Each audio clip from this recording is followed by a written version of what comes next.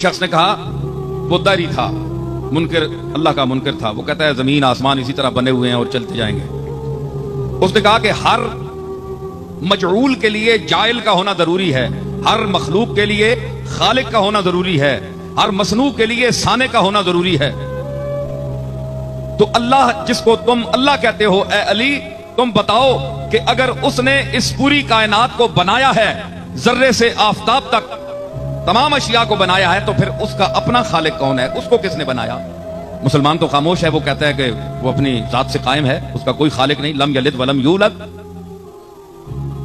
मगर वो कहता है कि नहीं, मैं अक्ले जाहिर से मानना चाहता हूं, अकीदे से नहीं।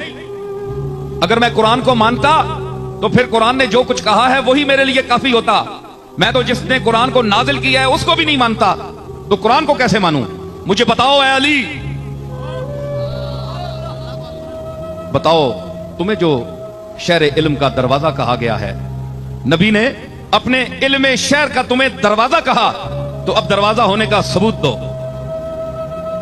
फरमाया, मौलाए कायनात बोले, फरमाया नहीं मानता कि हर बनाने वाले के लिए एक बनाने वाला, फिर उसका बनाने वाला, फिर उसका बनाने वाला, ये तो दौर तसलसल है, ये महाले अकली है, ये तो हो ही नहीं सकता, इसकी तो फिर कहीं रुकावट ही नहीं। फिर उसका बनाने वाला, फिर उसका, फिर उसका, फिर उसका, ये सारी उम्र तस्बीह पढ़ते रहो, ये तो महालात अकलिया से है। उसने कहा नहीं, मुझे समझाओ, बात समझाओ। फरमाया गिनती आती है, सुनो, अली की है, इल्म की बात।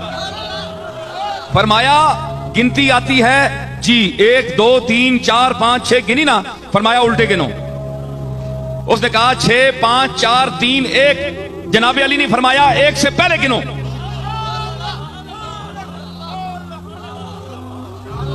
भाई आगे तो जा रहे हो ना, 1 2 3 4 5 हजारों तक, लाखों तक, पीछे गिनो। उसने कहा जनाब 1 से पहले तो है ही नहीं। आपने फरमाया कि बेवकूफ, यही तो अली कहता है कि उस एक वातहू ला शरीक से पहले कोई है ही नहीं।